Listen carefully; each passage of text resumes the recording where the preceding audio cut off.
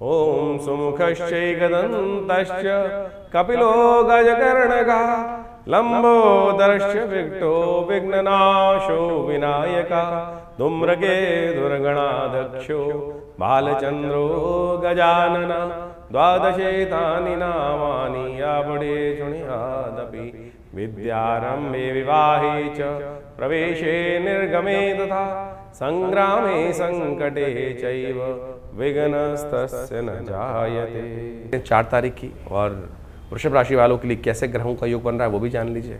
बुधवार का अवसर, 9वीं तिथि विद्यमान है और इस दिन ग्रहों का योग आपके लिए ऐसा योग बना रहा है कि आप जिसमें भी हाथ डालेंगे ना, निर्द्वंद होकर आगे बढ़ते चले जाएंगे। रुकावट का योग कम दिखाई देता है, इसलिए बस हिम्मत करनी है, चलाने का प्रयास आपको करना है। भगवान शिव का ध्यान दो, सुबह सुबह लो शिव का नाम और देखो आगे बढ़ो, आपके लिए चीज़ें अच्छी बनती दिखाई दे रही। महेश नवमी है, भगवान शिव का सुंदर स्तवन करें, पूजन करें, आपके लिए अच्छा योग बनता दिखाई देगा। 5 तारीख की भी बात कर लेते हैं। 5 तारीख का दिवस बहुत ही विशेष दिवस है। ये दिवस साल में एक ही बार आता है और समस्त पाप के प्रकार के कष्टों से निवृत्ति का मार्ग बनाता है, गंगा दशहरा। तो वृषभ राशि वालों, आपके लिए ग्रह नक्षत्रों के दृष्टिकोण से ये योग बड़ा सुंदर बन रहा है। आप अपनी चाल में मस्त होकर काम करने का प्रयास करें। जो भी आपके बीच में टांग अड़ाएगा, भगवान भैरव उसके कष्ट, उसको जीवन में कष्ट देने का योग बना देंगे। ऐसा योग बन रहा है आपकी राशि के दृष्टिकोण से। इस दिन गंगा दशहरा भी है और बटुक भैरव जयंती भी है। भैरव जी का नाम आते ही सबसे पहले लोग सोचते हैं वो भयंकर स्वरूप भगवान का, वो विशेष तौर पर योग जो बना लेते हैं काल भैरव का स्वरूप। ये बटुक भैरव स्वरूप है भगवान का। शिव का बहुत ही सौम्य स्वरूप माना जाता है। आपके जीवन में यदि कोई लगता है, कई बार व्यक्ति को लगने लगता है किसी ने मुझ पर जादू कर दिया, टोना कर दिया, कुछ और कर दिया, या कोई बैठा बैठा हमारे ऊपर कुछ ना कुछ ये ऐसा करता रहता है, वैसा रहता है। ये भगवान भैरव जी का दिव्य स्वरूप है। जो उपाय हम बताने जा रहे हैं, यदि उसको इस दिन कर लिया तो पूरे वर्ष तक मंत्र विज्ञान के अनुसार से आप अपने आप को, अपने परिवार की सिक्योरिटी, अपने व्यवसाय की सिक्योरिटी करने का रास्ता बिना किसी बाह्य प्रयोग के कर सकते हैं। गंगा दशहरा का महत्व भी आपने समझा। 10 पापों को हरने का दिन है। कैसे माँ भगवती गंगा की एक डुबकी आपके समस्त अनिष्टों को दूर कर सकती है और भैरव जी की कृपा, बटुक भैरव जी की विशेष कृपा कर कैसे आप घर परिवार समस्त अपने व्यवसाय स्थल सबसे अपने जीवन की रक्षा कर सकते हैं, वो भी सुंदर स्वरूप हमने आपको बताया। 6 तारीख का दिन भी जान लीजिए, ये भी एक बहुत अद्भुत दिवस है। जेठ के महीने की यही महात्म्य की एक से एक बड़ा योग बनता है। और ये जीवन में देखिए क्या है कि वैसे तो शरीर व्याधियों का मंदिर है, हमारे जीवन के कष्ट कभी खत्म होते ही नहीं हैं। तो इसलिए शास्त्र में वर्णित उपाय भी ऐसे हैं कि वो भी हमेशा कहीं ना कहीं ऋषियों की अद्भुत खोज है। तो 6 तारीख को एक और सुंदर योग बन रहा है, वो भी वृषभ राशि वालों को समझना चाहिए। शुक्रवार का दिन और एकादशी तिथि, शुक्रवार एकादशी, विष्णु और लक्ष्मी का सुंदर योग, किस प्रकार से कृपा प्राप्त हो सकती है वो भी आपको समझना चाहिए। कृपा प्राप्ति का योग सुंदर आपकी राशि में बनता दिखाई दे रहा है। गजकेसरी योग बनकर तैयार है। बस स्वास्थ्य का ध्यान रखने की ज़रूरत है। जैसा हमने कहा कि सूर्य रुद्र रूप में चल रहे हैं, वो कहीं ना कहीं स्वास्थ्य, चंद्रमा भी कहीं ना कहीं परिवर्तन लाभ देने के योग बना रहे हैं, लेकिन फिर भी कहीं ना कहीं थोड़ा सा नेगेटिव भी हो सकता है। तो ध्यान रखते हुए कार्य करें। स्वास्थ्य का विशेष तौर पर ध्यान रख लें। धन तो आ ही जाएगा, ऐसा योग बन रहा है। लाभ तो हो ही जाएगा, ऐसा योग बनता दिखाई दे रहा है। इस दिन निर्जला एकादशी है। ये निर्जला एकादशी वर्ष में एक बार आती है और कहा जाता है महाराज भीमसेन ने भी इसी दिन व्रत कर लिया था। व्यास जी के कहने पर भयंकर स्थिति बनी, लेकिन उन्होंने पूरा किया और उन्होंने ऐसा पुण्य प्राप्त किया। वो अद्भुत कथा शास्त्र में हम वर्णित है, वो भी हम आपको बताते हैं। तो वृषभ राशि वालों, आपने समझा। इसके साथ साथ इस दिन एक और ग्रहों का योग बन रहा है। बुध महाराज अपने ही घर में प्रवेश कर रहे हैं। लग्न में चलते हुए बुध आदित्य योग बनाते हुए बुध आगे निकल गए हैं और बृहस्पति के साथ द्वितीय भाव में विराजमान हो गए हैं अपने घर के होकर बुध। ये बहुत अच्छा योग बन रहा है आपके लिए। अब आने वाले समय में बुध और बृहस्पति मिलकर मंगल का योग बनाते दिखाई देंगे, लाभ का योग बनाते दिखाई देंगे। इसका पूर्ण प्रभाव आपको कुछ ही दिन में देखने को मिलेगा जब बुध उदय हो जाएगा। अभी अस्त चल रहे हैं, सूर्य के बहुत सन्निकट हैं, लेकिन उनकी बहुत तेज गति से आगे चलते हुए बुध बृहस्पति दोनों के दोनों बहुत महत्वपूर्ण प्रभाव उत्पन्न करने के योग बनाएंगे अभी आपके लिए। तो एक काम करें, आप विशेष तौर पर कुछ खट्टे फल इत्यादि जो है, जूस वाले फल जो हैं, उनका दान करने का प्रयास करें, अच्छा रहेगा। 7 तारीख शनिवार का अवसर और द्वादशी तिथि विद्यमान है। इस दिन मंगल का एक विशेष परिवर्तन का योग, गजकेसरी योग बना हुआ है, राजयोग बना हुआ है और आपकी राशि के दृष्टिकोण से ऐसा योग बन रहा है कि आपके अपने लोगों की वजह से आपको लाभ प्राप्ति के योग बन सकते हैं। मन को थोड़ा सा हीन भावना से हटाकर थोड़ा प्रोवोक करने का प्रयास करें। सही दिशा में डालने का प्रयास करें, देखिए परिवर्तन का योग बनेगा। सबसे बड़ा परिवर्तन एक और हो रहा है कि मंगल महाराज अब कमज़ोर स्थिति से हटकर सूर्य की राशि में प्रवेश कर रहे हैं और वो आपके लिए बहुत सुंदर योग बनेगा। ये नए संपर्कों को साधेगा, बड़े लोगों से दोस्ती कराएगा, अच्छे विशाल हृदय व्यक्तियों से लाभ प्राप्ति के योग बन सकते हैं। शनि महाराज भी इस दिन परिवर्तन कर अपने ही नक्षत्र के द्वितीय चरण में प्रवेश कर रहे हैं। तो ऐसे में विशेष तौर पर शनिवार का दिन है, आपकी राशि के दृष्टिकोण से शनि महाराज लाभ के लिए पूरे तैयार हैं। हो सके तो इस दिन थोड़ा सा गुड़, चना, केला इत्यादि जहाँ बंदर हो वहाँ डलवा दीजिए। हो सके तो हनुमान जी को चोला चढ़ा दीजिए। ये बहुत सुंदर योग बनेगा, कल्याणकारी देगा आपको। 8 तारीख रविवार का अवसर, द्वादशी तिथि थोड़ी वृद्धि की तरफ गई है, दिल्ली के पंचांग के अनुसार से 2 दिन हो गए हैं और ये तिथि वृद्धि जो है बहुत शुभ है। बाजार की बढ़ती हुई महंगाई को कंट्रोल करने के लिए ज्योतिष का योग बनता है, तो यानी स्थितियाँ आपके कंट्रोल में आती दिखाई दे रही हैं। कीर्ति प्राप्ति का योग बनता दिखाई दे रहा है आपकी राशि में। रवि प्रदोष है, तो ऐसे में कोशिश ये करें विशेष तौर पर इस दिन गंगा जल से भगवान का अभिषेक कर लीजिए, तो बहुत सुंदर रहेगा। कीर्ति में वृद्धि के योग बनते दिखाई देंगे। एक बात और ध्यान रखिए, थोड़ी एरोगेंसी त्यागने का प्रयास कीजिए, थोड़ी सी हठधर्मिता, थोड़ा सा ऐसा स्थिति है कि मैं किसी के पास क्यों जाऊं, थोड़ा विनम्र होकर काम करने का प्रयास कीजिए। स्थिति आपके अनुकूल बनती दिखाई दे रही। रविवार के दिन एक और परिवर्तन का योग बन रहा है। सूर्य मृगशिरा नक्षत्र मंगल के नक्षत्र में प्रवेश कर रहे हैं, रोहिणी से बाहर आ रहे हैं। तो ऐसे में सूर्य भी अब कोमल होंगे और जितने दीर्घ चल रहे थे, जो विशेष तौर पर गर्म चल रहे थे, उसमें परिवर्तन का योग बनेगा। सुबह सुबह 7:10 पर यह परिवर्तन का योग बन रहा है। हो सके तो भगवान सूर्य को जल अवश्य दीजिएगा। हमने विवेकानंद योगाश्रम में इस दिन गायत्री का यज्ञ रखा है, आप चाहें तो उसमें भी अपने नाम से भी ये करा सकते हैं, स्वयं भी सम्मिलित हो सकते हैं। फ़ोन नंबर्स आपके सामने दिए गए हैं। 9 नंबर सोमवार का अवसर है, उस दिन त्रयोदशी उदया तिथि है और साथ साथ ग्रह नक्षत्रों के दृष्टिकोण से एक ग्रहों का परिवर्तन का योग बन रहा है। बुध आर्द्रा नक्षत्र में जा रहे हैं, चंद्रमा आपके सप्तम भाव में जा रहे हैं। दोनों योग आपके लिए अच्छे ही हैं, कल्याणकारी हैं, बढ़िया योग बनाते दिखाई दे रहे हैं। कुछ ना कुछ यात्राओं के नए योग बनते दिखाई देंगे, नए रास्ते दिखाई देंगे और नया विजन आपको प्राप्त होने के योग बन सकते हैं। सर्वार्थ सिद्ध योग बना हुआ है, यह आपके लिए कल्याणकारी है। नए कार्यों को आरंभ करने के लिए दोपहर को 3:30 बजे के बाद मुहूर्त बनता दिखाई दे रहा है। 10 तारीख मंगलवार का दिन आपके लिए ग्रह नक्षत्रों के दृष्टिकोण से ये स्थितियों को और अच्छा करेगा। मंगल पूर्ण शक्ति से दृष्ट होकर चंद्रमा पर दृष्टि डाल रहे हैं, अपने घर पर दृष्टि डाल रहे हैं और चंद्रमा को वो और ताकत देते दिखाई दे रहे हैं, मन को बल देते दिखाई दे रहे हैं। जो विजन मन में आए उस पर काम करने का प्रयास कीजिएगा, उस पर थोड़ा ध्यान रखने का प्रयास कीजिएगा। अब उस दिन आखिरी बड़ा मंगल है और इसलिए हमने विवेकानंद योगाश्रम में सुंदरकांड का 5 बड़े मंगल पर हमने विशेष कार्यक्रम रखा आश्रम पे और इसमें अंतिम तिथि है। पूरे वर्ष बाद फिर बड़ा मंगल का योग बनेगा, तो आप भी इस पुण्य को लाभ लीजिए। अपने घर में सुंदरकांड का पाठ करें, हनुमान चालीसा का पाठ करें। वैसे आप यदि नहीं कर पा रहे हैं तो आश्रम में सहयोग ले सकते हैं, आपके नाम से पूर्ण कराने की व्यवस्था है। इस दिन बुध ग्रह उदय होने की तरफ जा रहे हैं, सत्यव्रत इस दिन रहेगा और बुध का उदय होना आपकी राशि के दृष्टिकोण से चीज़ों को, धन को, आपके मामलों को, कॉन्फ्लिक्ट्स को दूर करने का रास्ता खूब अच्छे से बनाता दिखाई देगा। जो ज्योतिष का ग्रह योग आपने अभी समझा, किस प्रकार से ज्येष्ठ के अंतिम भाग में, ज्येष्ठ मास के अंतिम भाग में जो ग्रहों का योग बन रहा है, विभिन्न परिवर्तन के योग बने इस ज्येष्ठ के मास में। यानी अगर ज्योतिष के दृष्टिकोण से आप देखें कि शनि को छोड़कर बाकी समस्त ग्रह अपनी अपनी राशि से परिवर्तन का योग इस ज्येष्ठ के महीने में बना चुके हैं और इन सब का प्रभाव आपकी जन्मपत्री के अनुसार से आपके जीवन पर गोचर का प्रभाव अवश्य हो रहा होगा और उस प्रभाव को यदि समझा सकता है, कोई समझ सकता है, तो ज्योतिष की गणना के द्वारा ही समझा जा सकता है। इस समय की चाल को समझना ही सबसे बड़ा महत्वपूर्ण है। देखिए, ये वैज्ञानिक युग है, इसके अंदर कुछ भी हम जो भी कार्य करते हैं उसको एनालाइज कर लें, समझ लें क्या कुछ प्रभाव कर रहे हैं, क्या करने से क्या प्रभाव उत्पन्न होगा, उसको अच्छे से एनालाइज किया जा सकता है।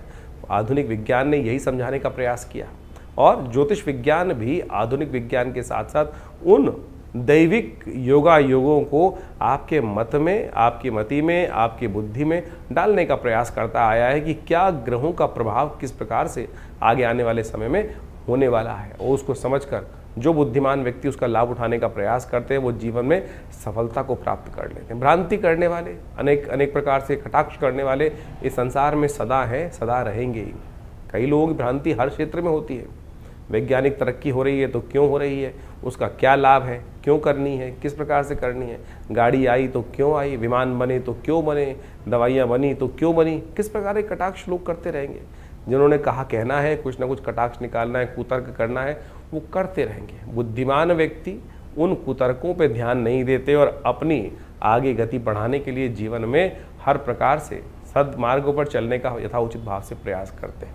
ज्योतिष का मत अनादिकाल से भारतीय संस्कृति में रहा है और वो प्रत्यक्ष रूप से बिल्कुल सही है। उसका प्रभाव समझने के लिए बहुत चीज़ों को समझना चाहिए और ज्योतिष के आचार्यों ने अनादिकाल से इस सुंदर व्यवस्था को, विज्ञान को जिस प्रकार से बनाया है, उसके जो गणित के भाग हैं वो आज भी बिल्कुल जो सटीक गणनाओं के अनुसार से निकलते हैं।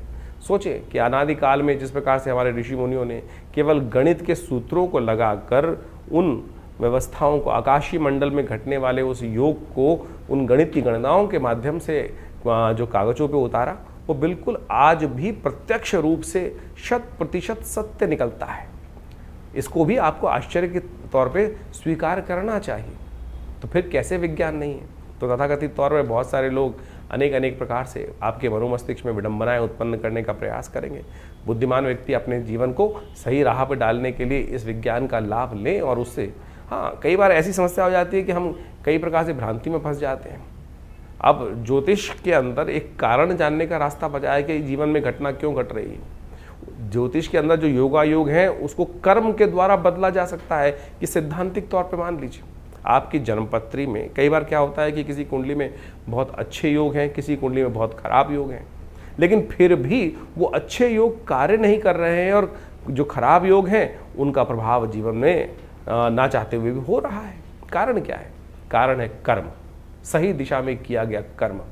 यदि देखिए आपकी जन्मपत्री जो है वो पूर्व अर्जित कर्मों के अनुसार का कर्मों का लेखा जोखा है। जैसे आपने एक वर्ष में कार्य किया, उसके अंत में एक बैलेंस शीट बनाई और उस बैलेंस शीट के अनुसार से जो भी आपका लेखा जोखा कार्य किया गया उसका पूरा प्रभाव वहाँ दिखाई दे जाता है। बुद्धिमान सीए जो होंगे, ऑडिटर होंगे, उसको देख के समझ जाएंगे कि इस व्यक्ति ने किस प्रकार का, इस कंपनी ने कैसा कार्य किया है और आगे आने वाले में कंपनी किस प्रकार का कार्य करने के लिए रास्ता अपना सकती है। लेकिन यदि आने वाले समय में उस कंपनी ने, उस व्यक्ति ने कार्य ही नहीं किया, कर्म ही नहीं किया, सोया रहा या नुकसान के सौदे कर लिए, तो फिर क्या उसकी बैलेंस शीट, पूर्व की बैलेंस शीट जो है उसके ऊपर कोई चीज़ें इस प्रकार से दायित्व डाल सकते हैं।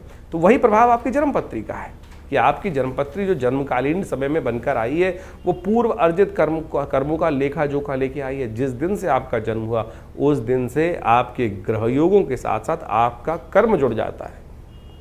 आप कर्म किस दिशा में कर रहे हैं? यदि सदकर्म कर रहे हैं तो वो पुण्यों का भाव से आपके शुभ कर्म जो है वो आगे आकर आपके जीवन में सुख का पदार्पण कर देंगे। और यदि शुभ कर्म नहीं कर रहे हो, अशुभ कर रहे हो जन्म के बाद से, तो समझ लो फिर वो जो पाप प्रवृत्ति व्यक्ति की है वो कहीं ना कहीं कष्ट देने के योग बना लेती है। तो सैद्धांतिक तौर पे हम इस सिद्धांत को समझाने का प्रयास कर रहे हैं कि जो लोग समझते हैं कि डेस्टिनी डिफाइंड है, ऐसा नहीं है। चेंज कर सकते हैं आप अपने कर्मानुसार। तो ज्योतिष का ये प्रत्यक्ष प्रभाव, कई लोग सरेंडर कर देते हैं कि अगर मेरी कुंडली में दरिद्र योग है तो मैं दरिद्र ही रहूँगा। ऐसा नहीं है भाई। दरिद्र योग है तो उसको परिवर्तन कर कर आप उसको शुभ योग बना सकते हो। और अगर राजयोग है और आप कर्म नहीं करोगे, सोए रहोगे, शुभ उसका लाभ लेने का प्रयास नहीं करोगे, अशुभ कर्म करते रहोगे, तो फिर वो राजयोग सब समाप्त भी हो जाएगा। शुभ योग, धन का योग समाप्त भी हो जाएगा, छन्नी भी बन जाएगा। तो ये आपको सही रूप से समझ लेना चाहिए कि ये सब कर्म का खेल है और कर्म के साथ आपका हर चीज़ जुड़ा हुआ है। शास्त्र में कहा गया ना, अवश्यमेव भोक्तव्यम कृतम कर्म शुभाशुभम। तो इसको हमें सत्य रूप से समझ लेना चाहिए। और अनेक प्रकार से रास्तों को समझाने के लिए शास्त्र में विभिन्न प्रकार के माध्यमों से उन सब सिद्धांतों को समझाया जाता है। और हम समझें कई बार कुंडली के अंदर बड़े प्रकार के दरिद्र योग बने हुए हैं, किमुद्रम योग हैं। लोग चाहते हैं, बड़ी विचित्र स्थिति है कि ज्योतिषी के पास आके लोग किसी भी विज्ञान पे जाते हैं, चमत्कार की बात करते हैं कि चमत्कार कर दीजिए बस कुछ। अरे भाई, चमत्कार नाम की चीज़ इस संसार में कुछ नहीं होती है। अगर आप चमत्कार ज़्यादा बात करोगे तो बहुत सारे लोग हर शाख पे इतने शातिर लोग बैठे हैं, वो कहीं ना कहीं आपको कष्ट में डालने के योग बना देंगे। तो इसलिए सबसे पहले अपने मस्तिष्क से, अपने विचारों से इस बात को हटा दीजिए कि चमत्कार कोई कर सकता है। सैद्धांतिक तौर पे कार्य किया जा सकता है, सैद्धांतिक तौर पे आपको कार्य समझा सकता है। हर चीज़ का प्रभाव है, क्या वो नग है, क्या वो मंत्र है, क्या वो दान है, क्या वो पुण्य है, किसी प्रकार से औषधि का उपयोग है। हर चीज़ का कहीं ना कहीं एक वैज्ञानिक विश्लेषण है, सैद्धांतिक तौर पे उसको समझा जा सकता है कि कैसे कार्य किया। अब इस कार्य को समझने में किसी को दिक्कत हो तो वो उसको चमत्कार का नाम दे देता है। तो इसलिए इस बात को सही समझ लें कि चमत्कार नाम की कोई चीज़ होती नहीं है। जिस चीज़ का वैज्ञानिक विश्लेषण हमको समझ में नहीं आ रहा है, प्रोसेस समझ में नहीं आ रहा है, तो हम उसको तथाकथित तौर पे चमत्कार की गणना में ला के खड़े कर देते हैं। तो इस तरह से आप अपने ग्रहों को सही से समझें। तो ज्येष्ठ का महीना जो हमने आपके समक्ष रखा, ये बहुत पुण्य आने वाला महीना है। इसमें निर्जला एकादशी, इस शास्त्र में कहा गया है कि केवल एक जल का दान, आपके धन के नहीं, जल का दान कहा गया। सोचें, जल तो यथेच्छ मात्रा में अभी तो संसार में व्याप्त है, लोटा भरो और एक जल का दान दे दो, वही सबसे श्रेष्ठ दान कहा गया है। निर्जला एकादशी का सुंदर व्रत इस एकादशी इन ज्येष्ठ के मास में आता है। गंगा का पदार्पण इस ज्येष्ठ के मास में हुआ, जिसे गंगा दशहरा कहा जाता है। दशम पापम हरति दशहरा, केवल एक डुबकी मात्र उस गंगा जल में ले लेने से आपके समस्त अनेक कर्मों में किए गए जो कर्म है, दशम पापम हरति दशहरा, यानी समस्त पापों से निवृत्ति का मार्ग ये दशहरा केवल जल से स्नान करने से प्राप्त हो जाता है। तो सोचें कितना सुंदर भारतीय संस्कृति ने अपने शास्त्रों के माध्यम से उस सिद्धांत, जीवन के रहस्य को समझाने का प्रयास किया है। लेकिन हम तथाकथित तौर पर केवल हर चीज़ में विद्वत जनों को गाली देने का काम करते रहते हैं कि नहीं, जो इस प्रकार से हमारे सनातन के लोगों ने, आचार्यों ने कहीं ना कहीं गोरख धंधा बना दिया, ये कर दिया, वो कर दिया। तो इस बात को, भ्रांति को हटाने का प्रयास करें, अपने संस्कृति के प्रति उलाहना ना दें। हमने संस्कृति के प्रति क्या किया वो समझने का प्रयास करना है हमको, तो वो अच्छा रहेगा। संस्कृति तो बड़ी सुंदर है, परिष्कृत है, सुंदर है, सुनियोजित है, सुसज्जित है, तो हम उसको सुंदर रूप से अपनाने का प्रयास यदि कर लें तो बहुत अच्छा रहेगा। तो आप हमारे शास्त्र मतों को, हम अपने अनेक कथाओं के माध्यम से इन समस्त ज्योतिष के रहस्यों को आपके समक्ष रखने का प्रयास करते हैं। वैदिक कथाओं के माध्यम से उनको समझाने का प्रयास करते हैं। यदि आप इन सब सिद्धांतों को समझ लें तो आपको पूर्ण रूप से अपनी संस्कृति के प्रति विश्वास भी जगेगा, श्रद्धा भी जगेगी, और उससे आप जानकर अपने आप को भी अच्छा लाभ देंगे और हमारे समाज को भी लाभ देंगे। तो ज्योतिष विज्ञान के द्वारा इन समस्त सिद्धांतों को समझ लीजिए और अपनी जन्मपत्री को अच्छे से समझिए। अपनी जन्मपत्री के अनुसार से चीज़ों को समझते हुए अपने जीवन के फील्ड को समझने का प्रयास करें, किस क्षेत्र में कार्य कर रहे हैं। कई बार क्या होता है, हम जीवन में कौन से क्षेत्र के कार्य करने आए थे और कहाँ भटक जाते हैं। बचपन से ही, बाल्यकाल से ही हमको अपने जीवन के लक्ष्य को समझना चाहिए कि मैं किस चीज़ के लिए बना हूँ, मैं कौन से कार्य करने के लिए। नहीं तो क्या होता है, जीवन में व्यक्ति भटकता रहता है और फिर जाके 40-50 साल बाद उसको एक दिशा प्राप्त होती है। और यदि सही से कोई आचार्य मिल जाए, ज्ञानवान व्यक्ति मिल जाए, तो पहले से बता देगा भाई इस रास्ते पे चल रहे, तो इसके द्वारा सुंदर रूप से रास्ता बन जाएगा और कहाँ प्राप्ति के योग बन जाएंगे। देखिए आचार्य चाणक्य ने किस प्रकार से चंद्रगुप्त को ढूंढा और उसको लगाया, और कहाँ एक गडरी के घर में पैदा हुआ लड़का उस इतने बड़े साम्राज्य का अधिपति बना। तो इसलिए ये ज्योतिष के मत के अनुसार से, आचार्यों के मत के अनुसार से, उनके आशीर्वाद से हमें चलने का प्रयास करना चाहिए। और ये समस्त विज्ञान जो है, भारतीय संस्कृति का विज्ञान अपने आप में बहुत सुंदर है, और उसी का प्रतिपादन हम लोगों ने अपने विवेकानंद योगाश्रम में अनेक वर्षों से यहाँ शोध के द्वारा करने का प्रयास किया। हमारे आश्रम के द्वारा सद्गुरु आचार्य श्री केशव देव जी की सानिध्य में रह के बहुत सारे विज्ञानों पर शोध किया गया, योग के ऊपर, मुद्राओं के ऊपर, मंत्र विज्ञान के ऊपर, यज्ञ विज्ञान के ऊपर, और सहस्त्रों किताबें, मतलब करीब 100 के करीब किताबें हमारे संस्थान के द्वारा से प्रकाशित की गई हैं। बहुत सारे अनुसंधान कार्य चलते हैं। तो आप भी विभिन्न समय पर विभिन्न यज्ञों इत्यादि में जो हम आपको सूचना देते रहते हैं, और उसके बारे में आप आकर जुड़ सकते हैं। और विभिन्न रूप से आश्रम की जो गतिविधियाँ हैं, अस्पताल है, ये मंदिर है, और साथ साथ यज्ञ इत्यादि की जो कर्म है, उनमें सब में जुड़कर लाभ लें। आपके जीवन में कल्याण का मार्ग प्रशस्त होगा। धन्यवाद।